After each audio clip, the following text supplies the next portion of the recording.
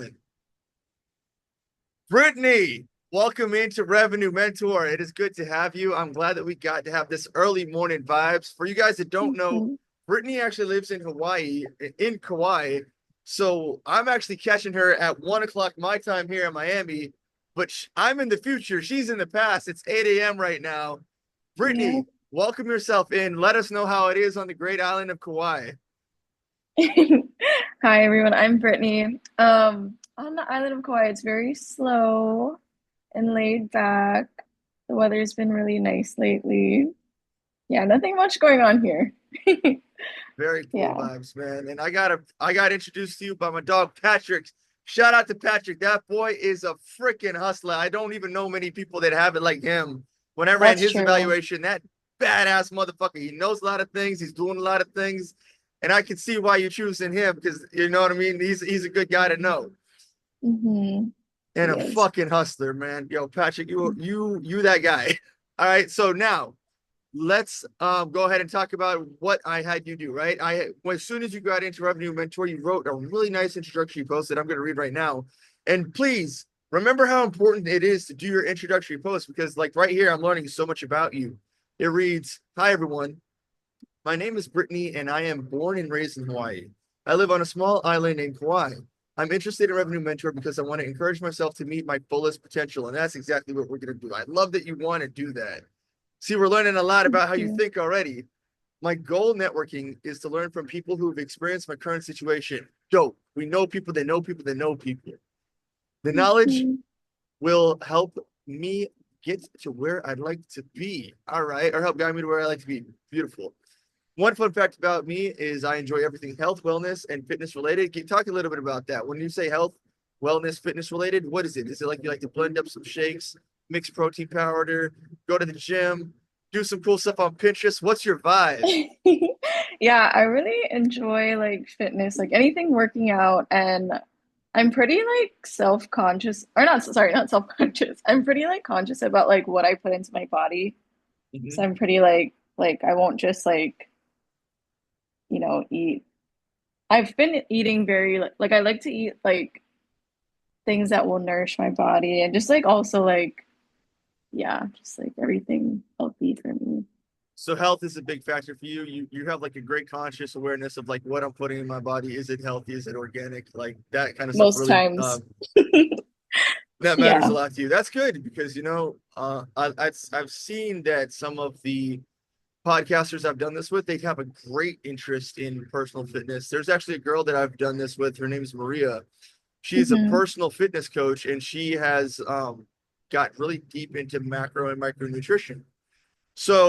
I don't know if you have gotten that far into fitness, but a lot of counting macros is what you do when you're a coach. Have you ever got that far? Do you know about macronutrition? Protein, I'm carbs, familiar, fats. definitely, yeah, I'm definitely familiar with macronutrients, not so much micronutrients. That's vitamins. It's vitamins like take vitamin A or vitamin K12.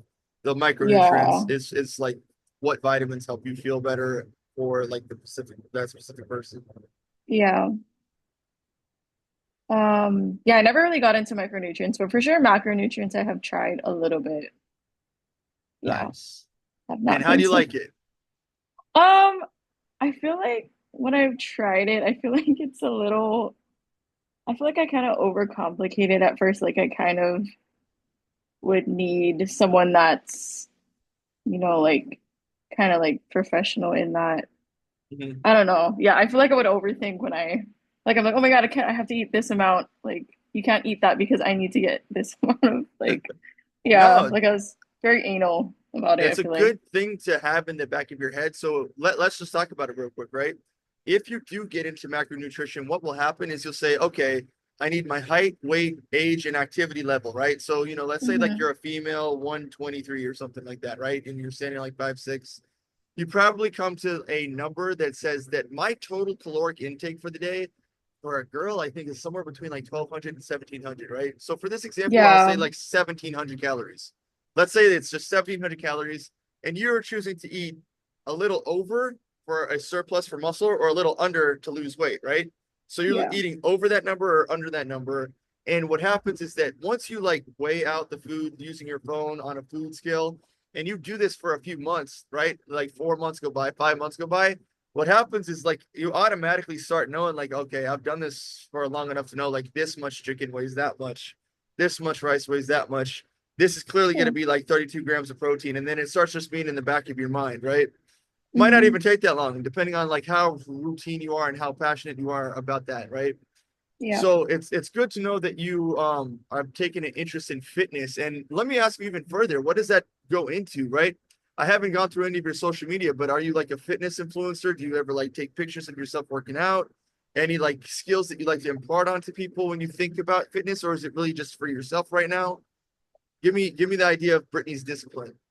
No, not at all a fitness influencer, but yeah, kind of just doing it for myself right now. But that'd be cool to be like, some kind of like health and wellness fitness influencer to the world. Insane. Man, it helps people, right? Because last night I got on the call with one of my guys, and it looks like he's going to go into the male coaching space, right?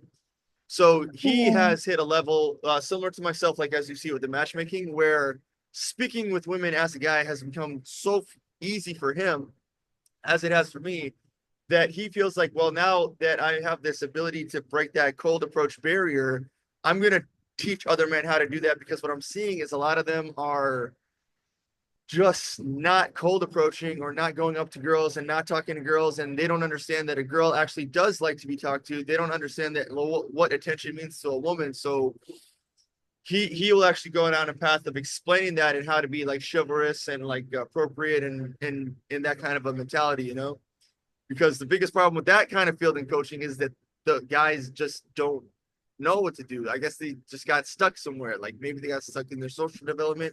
Maybe they played too many video games. I don't know. But for whatever reason, coaching is something that really changes people's lives, because like for me with the matchmaking, is I've been on an episode of Fresh and Fit as a matchmaker, right? What happens is that you really do change people's lives. And just like I was telling you with Maria, when you take on a client and you're able to really say, hey, look, what's going to happen with a fitness client is like, I came to you and I was fat. In Maria's case, she promoted herself as somebody that had underwent eating disorder in her life. So because she experienced that, she was able to say, like, look, I'm going to promote myself that way. And then girls that are also experiencing that have been able to just relate to her instantly and said, look, I'm dealing with this. How do you get me from this bad place all the way to this good place? And it's little things like that that just add so much value to somebody that you don't even know. You could be making Yeah. such a huge impact on them. So keep Hmm. keep your mind open about all these things, man. But as we're still introducing you, Brittany, I'm gonna go ahead and ask you some more questions about yourself here, right? So, Brittany, cool name that your way the it's a cool way that your name is spelled here. How old are you? I'm 25, gonna be 26 this year. 25, heading on 26. All right. So you probably got like that hustler mentality really creeping up on you right now, right? Now, Hmm. did you do college out there in Kauai? Am I saying it right? It's Um, Kauai, or would you like would you say Kauai? no, yeah, Kauai is, yeah, it's like, yeah, Nice. Kauai is good. There we go. Um, Been a Waikiki myself. Love it out there. yes, it's fun out there. I actually was just there not too long ago. But anyways, Did you go sorry. to a college? Yes, that's what you asked. I went to community college in Kauai like for a little bit and then I stopped going. Talk about it. Because like if you like I graduated, but like trust me, I know what college is. I see it for what it is. And that's Yeah. actually why I started this school, man. I'm giving you actual real world skills and helping people that really actually do need things. Whereas that, in my opinion, is like a hamster wheel scam. So I understand if that's how you was feeling, but like give me the lowdown. You went to community college out there in Hawaii. Hawaii. Hmm. What were you feeling? What were you thinking? What was it like? Why'd you stop? Give me the whole thing. Yeah. I feel like my mindset was just not the best. Like I was kind of lazy, not gonna lie. And like there wasn't like a problem when I was in school. It's just like, yeah, I was lazy, like actually just getting up and getting there to class. But I was Why do you just, think that is? Like, if there was, like, let's say the president was rolling through Hawaii, or like Drake was coming through Hawaii, do you think you'd be lazy then, or do you think like you get up and want to meet him? You know what I mean? Like, was it like lack of motivation? Like, what do you think made you in that mindset? What do I think? Maybe I just wasn't interested in the classes that I had, I guess. I don't know. Yeah, Fair enough. Doesn't hold your interest. How are you gonna be interested? right. So when you were going there, go ahead, keep going. Like, what were you going to college for originally? Was it only general ed? Did you have like a degree specified in your mind? It was just like no, I didn't. I was just doing like my associate's degree. That's what I was Hmm. trying to get. Yeah. Okay. Yeah. Just going for like an AA, right? So Hmm. you're out there in Kauai, you're like, fuck it, I don't want to do an AA. What kind of, before you even went to college, what kind of jobs did you have, or what kind of hustles were you into? Or like, let's even say what you see on the internet that interests you the most to, the Yeah. Britney today that's out there hustling. You told me a little bit about what you do. You guys are about to find out. Don't worry, we're going in systematically, but give me the full laydown of like young Britney to today's Britney. Yeah. Um, so basically like or when I was in high school, like I was in a lot of sports, even when I was like younger. So kind of like towards the ending of my senior year, I kind of was interested in like something to do with like what I'm kind of like talking about, like fitness. Like I was thinking about studying kinesiology. So Huh? something to do with, like you could be like a physical trainer and whatnot. Um, but yeah, I just never, at the time I was like I'm not trying to make this as an excuse, but it kind of did like, my mind was just not thinking future. It was just like, I was like with this like high school sweetheart at the time. So I kind of was like, oh, I want to stay home with my boyfriend. And yeah. So let's talk a little bit about that. Did you see yourself going into like housewife mentality, just like naturally, and you just said, I kind of want to do that? Or were you just bored? Like, what do you think is like, Brittany at her core? Definitely not housewife mentality, but like I just felt so comfortable here. And the job that I work at now, that I would been working at since I was like 15, I was just like super comfortable. Yeah, so I was like a hostess at the time because I was obviously like 15 or well, 17, 16, 17. Very cool. Hostess, where at? It's called Duke's. They have it on Waikiki too, so you might be familiar. But yeah. Duke's. Hmm. I think is Duke's like at Twin Peaks? Um, they do have like many sister restaurants, but they don't. It's not the one in Seattle though, if you've ever heard of that one. Yeah, it's kind of Restaurant. like, yeah, Take a look. it's like a pub, Duke's. basically people say, kind of, sort of. Yeah. Because I'm here in Miami, it pulls up one in Miami. Duke's Bar. Is that kind of like what it would go by? Duke's Bar. Oh, okay, Which I know is we don't, yeah. it's I'm just having fun. I'm looking it up because you're in a travel destination, it's like, hey, if I'm there, I'm going there, man. Sounds fun. Yeah. Okay, it's cool. It's got like a cabin look to it. Hmm. Nice. All right, so you're there, you're a hostess at Duke's, and then what was that like from your early hustler days into today? What was it like? I feel like my mindset definitely wasn't obviously like as you get older, you grow to be more mature, but yeah, my mindset was totally different when I was younger. Like obviously, like I wasn't like, oh, like I need to be the best version of myself. Like, what should I do to get there? Like I was just like young, just wanting to drink and have fun and just work and yeah, just have fun. There you There's go. that kind of So mentality. Brittany 10 years ago, 15 years old, and Duke was just chilling, having fun, good vibes, Pretty good stuff. much, yeah. No, not really had any. I feel like I never really had any goals to, not gonna lie. What is that dance that you guys do out there in Hawaii? Or just like always chilling and stuff. Yeah. Oh, it's called like a skank.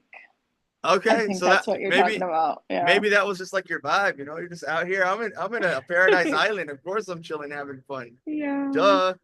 Like what's up? What do you Yeah. expect?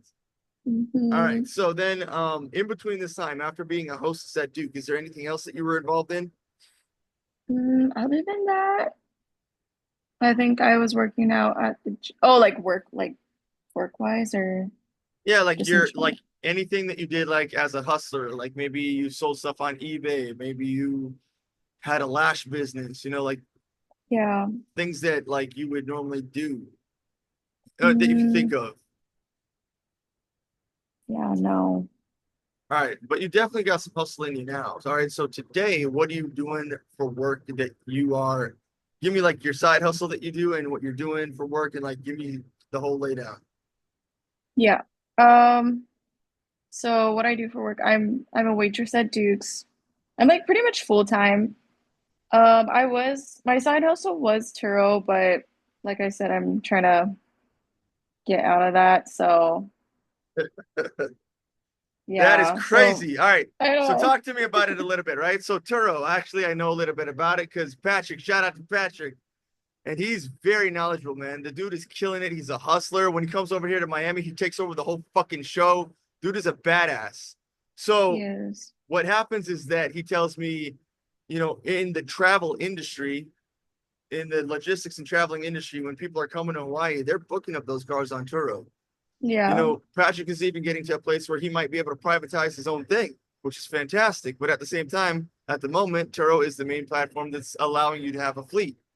So, you're probably out there looking for parking spots, handing the person the key, making sure that the cars are always up to date mechanically. What has running a Turo fleet been like for you? It's been for the most part smooth, honestly. Um, yeah, most part smooth, but I feel like I've been getting kind of overwhelmed because it's kind of like I mean, I don't even have much cars, but it's kind of just like me doing all the cleaning and all the messaging and you know, the maintenance. And I feel like I'm like for me, I wasn't really making a lot of profit on the cars at one point, but I know there's different seasons, so I don't know. I feel like I'm just giving up. I Yeah. understand. I understand because, like, on a macroeconomic scale, right, there is peaks and valleys. There is definitely like March might be like the most travel time, but like around July, it starts slowing down. So that's just like how human traffic and pattern behavior is. It's like sometimes they're up, sometimes they're down based on human activity. If you're doing a business that requires human activity like that, right? So Hmm. when you're out there and you're cleaning and you're messaging the people and you feel like you're giving up, is it that like, let me tell you something that somebody told me. A great manager told me one time. He said, "Listen, Chris, the key to running a business like this, the key to being so successful is knowing your numbers. That is a discipline. Just kind of like the fitness we were just talking about earlier. If you're able to track your fitness numbers every day, and you're able to track your money every day, and you're able to track the incomes, the outflows, the profit versus the expenses, right? Like how much time am I cleaning? How much time does it cost me to maintain these cars? How much profit am I going to make from doing this? And then because I know my numbers so well, can I bring this to scale by advertising, right? Which is actually what I'm Hmm. talking about with Patrick right now because he's in a surplus. So because he's doing so well, I can actually push him into a whole different lane where we can 10x his business, if not 100x his business. Like he can skyrocket this shit to the fucking moon because he's taking Yeah. the time to be able to communicate to me in a setting like this a lot of numbers that make a lot of sense in a very short time. He knows his numbers very well, which is fantastic. Do you feel like you've mastered this discipline, or do you think you need a little bit more work there, or is it just like boring you? Definitely need a little more work, I'd say. There you go. What do you think that you need more work in? Is it like balancing credit cards? Is it counting the profits? Is it knowing like something I talk about with Patrick right now is cost of customer acquisition? Because like when you know the little stuff, you can do like a little bit more. You know what I mean? Cost of customer acquisition is how much money do I spend in advertising to get a customer to buy my product? Do I spend $20 to get them to rent a $50 card? I'm only profiting 30. But like maybe I only spend $2 because I collected enough data. You know what I mean? So it's just like it's an ongoing process of scaling. But Hmm. what do you, if you could just improve yourself, like right now, what would be like the thing about like counting numbers that just makes you know I would go from Britney level 1 to Britney level 2? Uh, definitely just knowing the numbers. I feel like I kind of just like with the Turo thing, it's like such a like kind of like passive income thing. I don't really like look anything. I just let the money flow in and Mhm. pay the bills. I don't really like, oh, I don't look. Yeah, yeah. There you go. So passive income is one thing, but Not not really looking considered, at yeah. it, not looking at it is not passive I income. know it's Passive so, in yeah, that's true. you have to like in life you got to manage everything. You got to manage your credit, you got to manage your bills, you got to go through every phone call, you got to talk to every person, you got to write down every single note, you got to keep track of everything. So if you have a side hustle, you got to keep track of that too. Like Mhm. the way you say it is funny. It's not like you can just like take this and put it in your pocket and just not look at it and hope for the Yeah, you're best. right. Sorry. That was so bad. But this is why we have those talks. They don't talk about this stuff in school. They don't have these discussions. They don't put Hmm. you on the game. You know what I mean? And that's exactly what we're here to do right now. Now, like in life, I know people of all different skill sets and all different levels, right? So, like, for example, do you think you would operate better if you had a manager, if you had a man, if you were working under a man, if you were like had a boyfriend girlfriend dynamic, or do you like to be the hustler all the way? Or do you see yourself going into the corporate field, or maybe you even see yourself becoming like a rehabilitation coach or like a fitness coach, like what makes you feel like you're being the best version of you? Do you want to optimize yourself and know the numbers, or do you want to put that responsibility on a partnership with somebody else? Mm, that's a great question. I feel like probably just put the responsibility on myself for now. Yeah. Okay. So you actually want to sharpen up your discipline. I like this. Hmm. Very, very cool because like it does make you, I'll tell like kind of like what I was saying, when you count all the food and you do that the macronutrition and you're counting it all the time, you kind of in the back of your head know what it's going to weigh.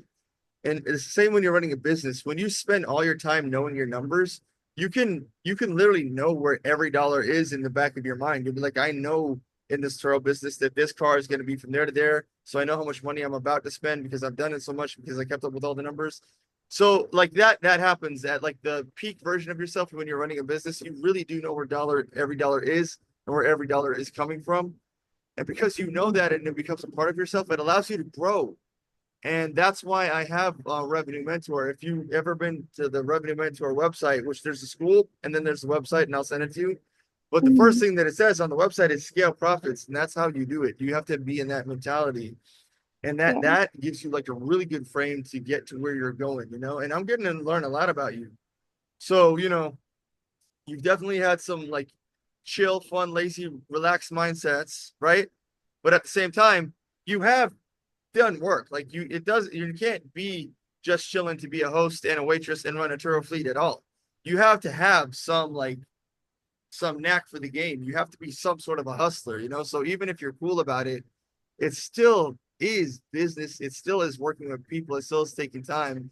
How do Yeah. you feel like you interact with people? Like from the hosting, you have to be very one-on-one social and you have to provide a good customer experience. What do you think Yeah. your customer experience is like right now? Your Oh, customer service? it's great. I mean, everyone lo like I'm pretty confident I'm really good at my job. Like just or like giving good, great customer service. Like I'm a people's person. Yeah. 100%. Like, Not if you had to choose between 1 and 5 stars, what do you think that they would rate you? five.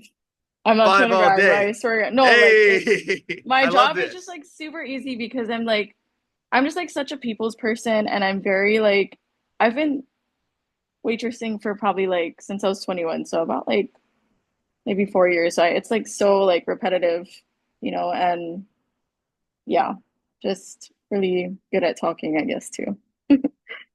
People's That's person. very good because being a people person is the exact skill that you need to understand business. And I'll tell you this, when I talk to people and I speak to them and I define business, if they ask me, what does business mean to you? I tell them business to me means people. It means how you interact with people, the people that you know, the customer service you're able to provide to people. The unfortunate thing is most people think business means money. And yes, money floats a business and keeps it going. But you're not going to get that Hmm. money if you're not able to provide value to the people. And that's really Yeah. the step that they're skipping, right? And if you Hmm. have that naturally, that will do you the best in the long run as you're developing yourself. Having the ability to communicate well and make people feel good and make them feel like confident in you and come back to you is above many things, Yeah. you know? So now let's say that, it looks like you are in an area where you're just like, listen, I want to sell off my fleet. I want to be done with my Turo fleet and I want to go off into something else. Let's talk about that. Where are you in the process? Like, how many cars do you have right now? I have four, I Four believe. Wait, cars. And wait. is it Yeah. profiting or is it not profiting? I would say profiting. Sorry, I'm running three cars right now, three, but profiting, yeah, I would say. And again, I don't look at the numbers, so sorry. I All should right, probably, that'll but be I know part of I your am. homework is start knowing your Oh numbers. my Like I'll God, put this that is in the so bad. school.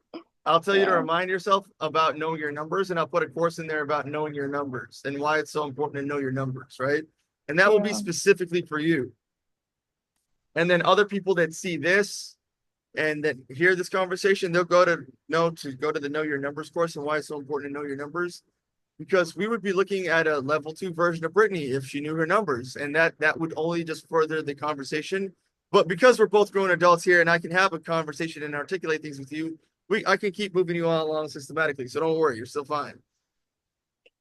All right. So knowing your numbers and you're profiting. Okay. So what makes like you can mask your numbers if you want. This does like get clipped up. You don't have to tell me exactly, but if you want, you can.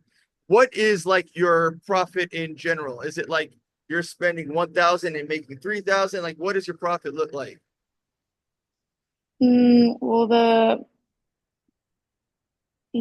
bills are they pretty much add up to like I think like 2000 something, and then I swear the profit's like a little bit below that, like maybe like 15, but it's always fluctuating, of course, like within Right. each season. Yeah, Fan that's what I freaking. noticed. So three Yeah, cars, maybe a little bit that's less. doing really good for three cars because that's just like you've done some optimizing, I can tell. So you've let me ask you this. Did you take the pictures of the cars, write the listing for the car, get people excited about the car, and you did all those things on the back end to make it very appealable on the front end? Yeah. Nice. How did you do that? Tell the people, man. Let them know how if you're new and you never heard about Turo before, shout out to my dog Mario. He became a millionaire doing Turo in 2023. And what he Wow. did was 20 cars. And at the last time that I had spoken with him, he was expanding from 20 to 50 cars to go even more. Right. So Awesome. let's talk about that. What is it like putting cars, listing them on Turo? What did you do to make the cars look good and list them? Um, like just like for the posting you're saying, or like advertising? Oh yeah. Just bring it to a nice, lit up spot. And then just use my phone to take the Nice, pictures. nice. And then I'm not gonna lie, I use AI for like the For the like the description. listing a little bit, and then I kind of put like my Okay. own twist, like I put it in my own words so it doesn't sound so, yeah. And that is still fine. And can you give me an idea of what it says? First of all, knowing how to use AI is good because you'd be surprised how many people like don't really go beyond like a few of the first searches and then they just don't do anything. But Yeah. like, I would hope people in our age group have a very good understanding of how to use like ChatGPT or whatever. Give me an idea of like what a description would say for a car like yours. Let's see. Can't remember it word for word. No Let's props. so There's let's a go. very specific reason that I'm asking this, and I'm going to tell you in a second. But go ahead and like read it. Okay. Um, Let's go, Brittany. sorry. So one of them says like, oh, the 2017 Subaru Crosstrek is a compact crossover SUV known for its versatility and off-road capabilities. It's kind of a lot. I'm just gonna like simplify it. It Okay. offers all-wheel drive as standard, providing excellent traction in various driving conditions.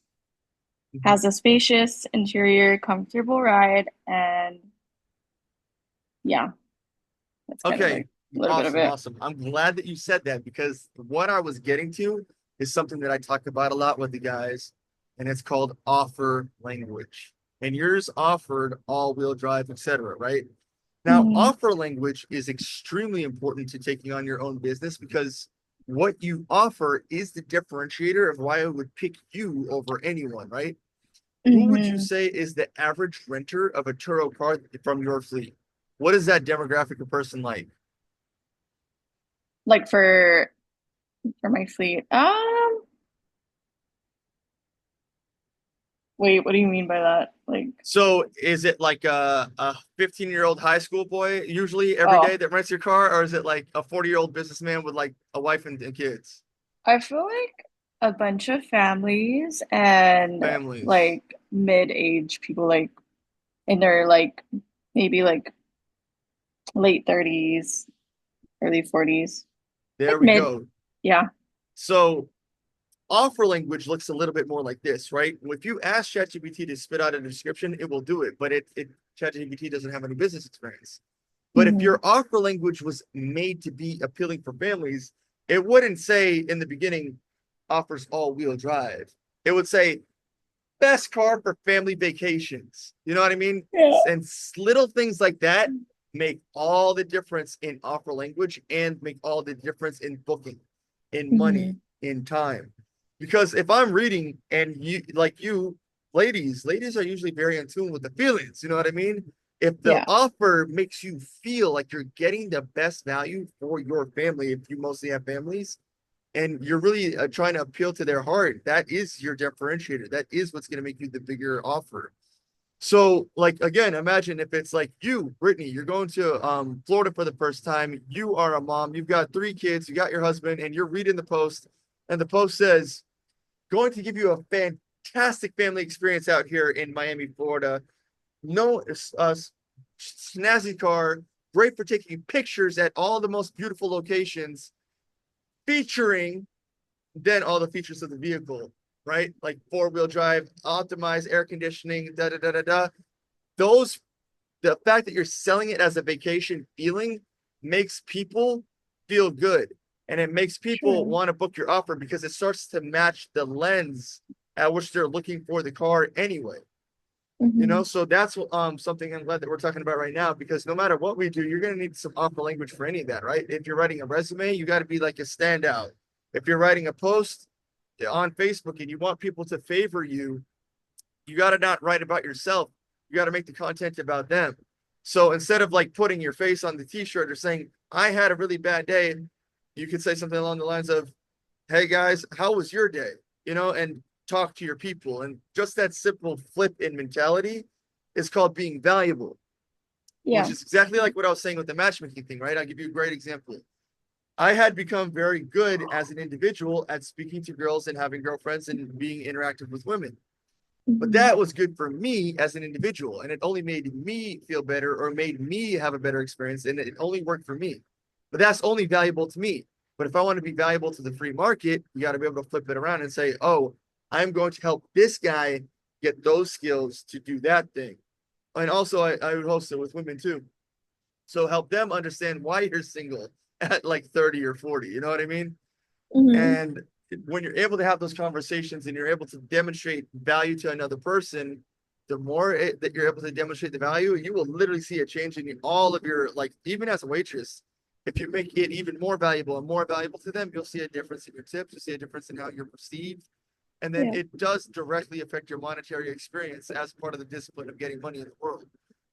So I'm glad that we talked about offer language and that you now probably based even on this conversation know how to tell AI. It's called prompt crafting. What to do? Like, yeah, okay, you gave me a good description, but I want it to like not be so like CarMax. I want it to be a little bit more like travel agency. Yeah. Yeah, you feel me? Hmm. So like, if you did because it's rare that like someone's profiting and wants to sell their business, but like if you did sell this thing all the way, which it sounds like you are getting ready to do, what do you see yourself selling it for, and then what do you see yourself doing right after? Selling it for, Gotta think about that one. And what do I see myself doing after? That's a great question. That is a very good question. Oh my God, I feel like I have to think about that one. Not a problem. Yeah, let me think Because about that one. there's a couple things that we have on the board here, right? So like I'll Yeah, give you an idea of, let's say that you took a coaching class for fitness, right? There's one called NASM, NASM, NASM, right? And hmm, NASM gives you the personal certification to be a fitness coach. So yeah, let's say that like you love fitness and you're going to go down this road and you're going to take that money and you're going to take the money from selling the fleet and put that into buying your NASM certificate, which is probably less than whatever you would sell it for. And you want to offer coaching, you could do very similar to what I'm doing here, where you have like Zoom calls with people and you put them on a schedule. And what you'd be doing is evaluating their health and their fitness. And you could actually even do exercises in group classes, right? So yeah. just the way in which I called you, booked this time with you, set this up with you, and I'm having a one-on-one at 8 a.m. for you on a Thursday, you can make it so like let's say you charge 30 people $30 and they all watch you do like your fitness training for an hour, right? So like if it was yoga mat training, you could put them on a Zoom call like this, and that's scalable because now 30 people spending $30. I'm doing the math in my head. That sounds like $900, right? In Hmm. one day, and you're doing yoga and you're providing the most value. But after you've done your yoga video, you're still tracking all of their numbers, probably using ChatGPT, probably because you had them all fill out something: height, age, weight, activity level. And then based on that, you're able to do the math that they're not able to do because now you're getting good at knowing your numbers and knowing their numbers. So what Yeah. happens is you'll be like, yo, Fred, look, I mean, you're weighing 300 pounds, but if you eat this and if you do this exercise and you do it for this many days, you're going to weigh 250 by this time. Make no excuses. It's March. I want to see you weigh 250 in May. Yeah. So you have 2 months. You follow in with me, check in with me, XYZ. And then now you're taking care of people, right? So Hmm. that's a scalable business because you can scale something like that from 30 customers to 60 customers to 90 customers. And when they're all paying that $30 price point, you're gonna have a full-blown business that's digital. And then like for example, over here in Florida, right? Let me show you what we got going on. Have you ever been to Florida? Not yet. Beautiful weather. But you will, right? Yo, Yes. you're in Hawaii. It's like the same weather. I know. It's different there. But where I'm pointing right here behind this building is South Beach, right? Yeah, And you've probably seen South Beach in movies. I've There's heard of also it. a Yeah. place down here called South Point, right? It's the southernmost point of Miami Beach. It's even more south of South Beach. It's called South Point, right? So Hmm. right here, right now, if I wanted to, I could put out an Eventbrite, or I could put out like on my school platform, or I could put out an invitation to people and say, look, I'm gonna go and I'm gonna charge you 20 or $30 for a yoga session over here, and I'm gonna teach it, and you're gonna come and see me in real life. So now you've probably been a part of my Zoom class, but I can even get you to come in real life to be a part of the whole community that I'm building in fitness too. So then you would have to in yourself identify like what is it that I really want people to have? Like, is it that and I've done this before in the fitness industry. I had a brand called Apex Warrior, and there would be like seasonal things that I would do, right? One of them was concentrating on arms. Another one of them was just concentrating on abs, right? So Hmm. abs is a good one because everybody wants to have abs, and abs is something that kind of is a core focus. So in your body, when you concentrate on abs, your brain works better, your limbs work better. When the core is strengthened, everything else seems to do better, right? So if you're strong in the core, Yeah.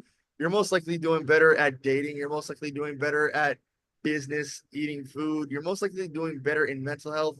The core is a lot of things, right? So if you're focusing on the core, that helps a lot of problems. And it also makes you lose body fat. So if you're at like 30%, 25%, 20, 15% body fat, to see your abs for men, I believe is somewhere in between 8 and 10%.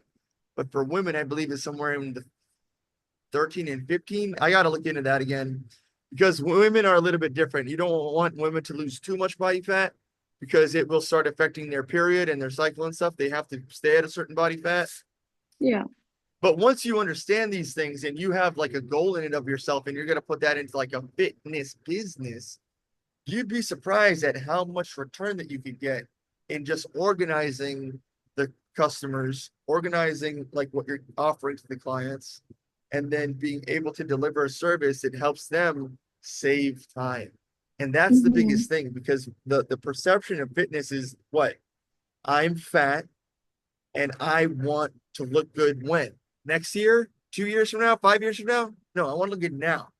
I'm Yeah. fat and I want to look good now. And who's going to help me do that now? Britney.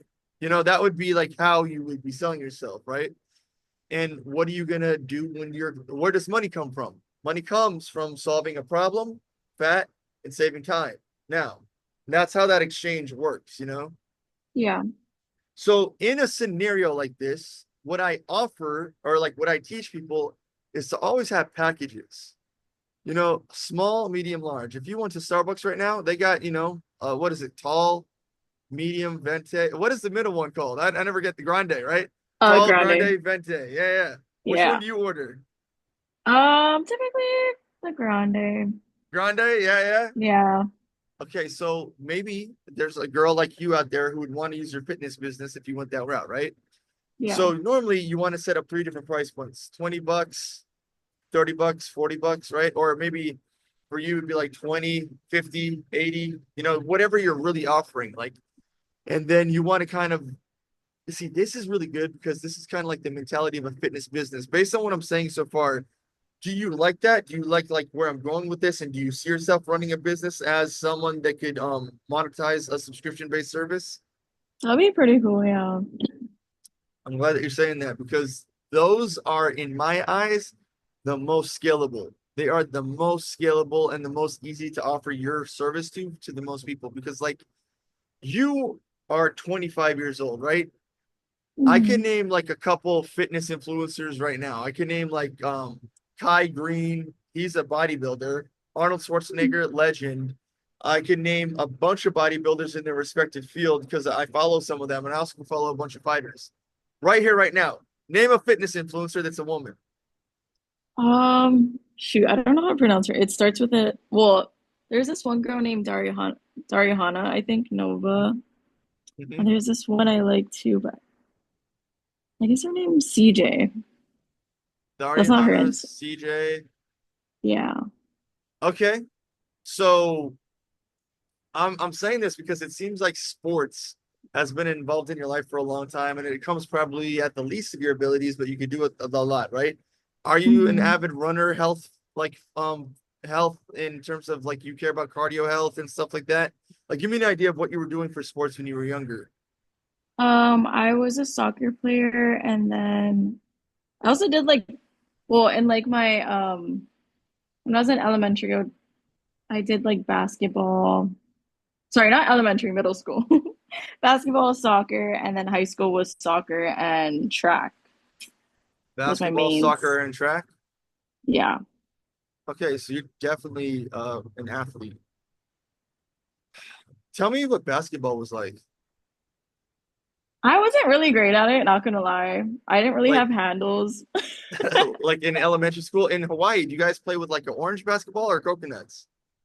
Coconuts. How did you know? No, I'm just kidding. This whole time, that's what I thought. Bananas. Yo, that's wild. Yeah, no, orange basketballs. Very good vibes. Yeah. Okay, okay. So like when you were playing basketball, did you like it? Like what position were you playing? Do you remember? I think it was something to do, like I'm not super like familiar on the positions because I only played in middle school. Um, but I think I was like something to do with like defense or like I think definitely not point guard, but maybe something defense. Yeah, There you go. something And basketball defense. involves running a lot and track involves running a lot. So that's a lot of Yeah. cardiovascular. So did you Hmm. switch into soccer because it's exactly like basketball, but like with your feet?